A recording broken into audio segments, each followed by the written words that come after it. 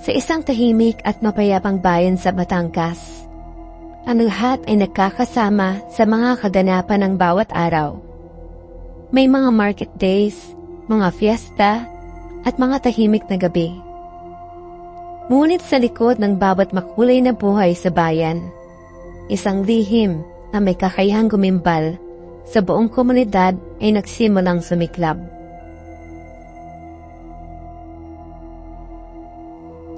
Sa unang pagkakataon, ang katahimikan ng gabi ay ginambala ng isang nakakakilabot na insidente. Si Teresa, isang guro na may planta buhok, ay nawawala. Isang linggo matapos ang kanyang pagkawala, isang katawan ang natagpuan sa isang madilim na kalsada sa tabing dagat. Pinatay siya gamit ang isang matalim na bagay at iniwan sa isang posisyon na hindi maipaliwanag. Nakaupo, hawak-hawak ang isang piraso ng buhok na hindi kanya. Ang kanyang mga mata ay nakatiting sa malayo. Tila nakatingin sa isang bagay na hindi kayang ipaliwanag ng sino man.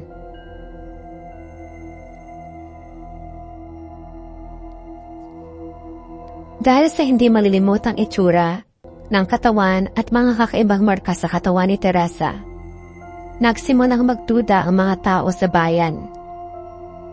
Isa itong misteryo na wala na makakapagsabi kung sino ang pumatay at kung bakit siya ang napili.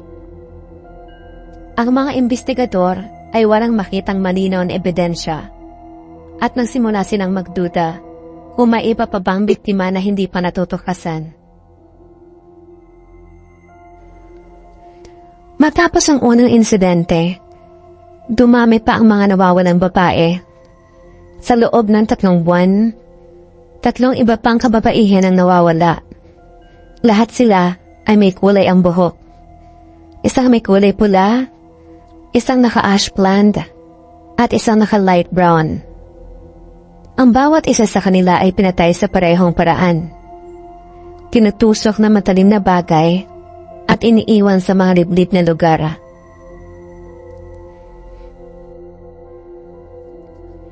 Isang gabi, isang bago na namang biktima ang natagpuan, si Michelle, isang batang artist na may kulay rosas na buhok.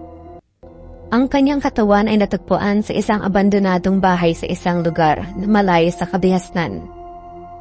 May mga kakaibang marka sa kanyang balat.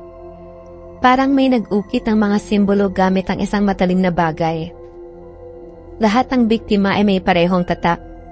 Ngunit wala pa rin makapagsabi kung ano ito.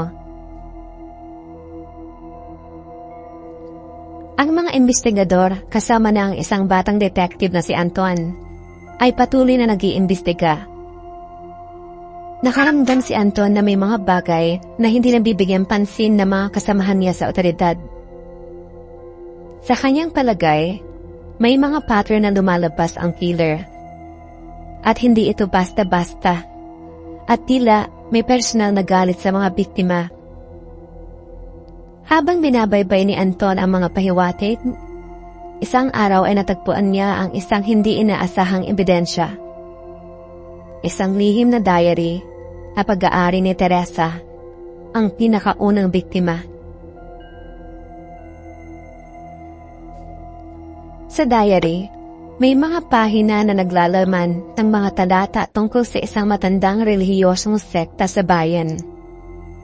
Isang kulto na may mga tradisyon ng paghuhusga at ritual na pinaniniwalaan ng ilang tao sa komunidad.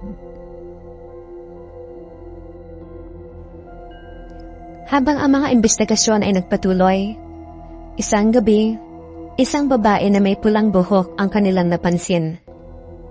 Si Ana, isang nurse na nagmula sa isang maliit na barangay na malapit lamang sa bayan. Siya ay natagpuan sa isang abandonadong bahay ng killer. Matapos na mahulog sa bitag ng pumatay. Si Ana ay isang tahimik na babae. Ngunit ang kanyang kabaitan ay nakakaakit sa mga tao. Isang gabi, habang pauwi siya mula sa ospital, napansin niya ang isang anino na sumusunod sa kanya mula sa isang madilim na kalsada Mabilis niyang tinangka na takasan ito. Ngunit nahuli siya ng killer. Dinala siya sa isang abandonadong bahay. At doon ay nagsimula ang isang madugong ritual na hindi niya kayang unawain.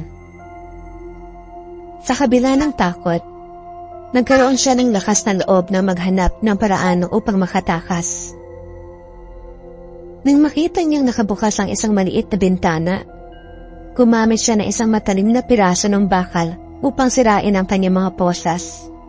Nakatakas siya mula sa kanyang pagkakabihag at tumakbo ng mabilis hanggang sa makarating sa pinakamalapit na bahay upang humingi ng tulong. Nang madali siyang tumawag ng mga otoridad at nagsimula siyang magbigay ng mga detalye ukol sa mga nangyari sa kanya, si Ana ay naging mahalagang saksi sa kaso. Sa mga sumunod pa na linggo, nagsimula siyang magbigay ng mga detalye sa mga investigador tungkol sa mga naranasan niya sa killer. Ayon sa kanya, siya ay dinala sa isang lumang bahay sa tabi ng bundok. Isang bahay na matadandang abandonado. Sa loob ng bahay, nakita niya ang mga larawan ng mga biktima at mga simbolo na hindi niya kayang unawain. Ang pinaka nakakatakot sa mga inilahat niya ay ang isang litrato ng isang lalaki na may mga mata na parang sinasadyang ipakita, ngunit hindi niya makilala. Si Anton, ang batang detective, ay patuloy na naghahanap ng koneksyon. Napansin niyang may isang tao sa bayan na may kakaibang galaw. Isang misteryosong lalaki na palaging nakatakot sa dilim. Walang sino man ang nakakaalam ng tunay niyang pagkatao. Puno ng misteryo ang bawat kaganapan, at ang bawat araw ay nagsisilbing isang palinilay-nilay na malapit na magtapos. Habang patuloy na iniimbestigahan ng mga otoridad ang misteryosong pagkakaugnay ng killer sa isang kilalang sekta, ang buong bayan ay nalugmok sa takot at duda. Ang mga dating payapang araw ay napalitan ng mga bulong-bulungan at masusing pagmamatyal sa isa't isa. Walang sino man ang lubusan ng kitiwala sa kanilang kapwa. Si Ana, isang matapang ngunit unti-unti naduduwag na residente, ay naramdaman ang bigat ng bawat araw. Sa kabila ng kanyang pagsisikap na panatilihin ang normal na takbo ng buhay, hindi niya maikakaila ang takot na bumabalot sa kanyang pagkatao. Naling kumitindi ang kanyang kaba nang magsimula siya maharamdam na ang killer ay hindi lang basta isang estranghero. Naroroon ito, bahagi ng kanilang pamayanan. Maaaring kasama niya sa umaga, habang bumibili ng tinapay sa tindahan, o katabi niya habang nagsisimba. Hindi ito isang anino sa dilim. Ito bahagi ng kanilang araw-araw na buhay.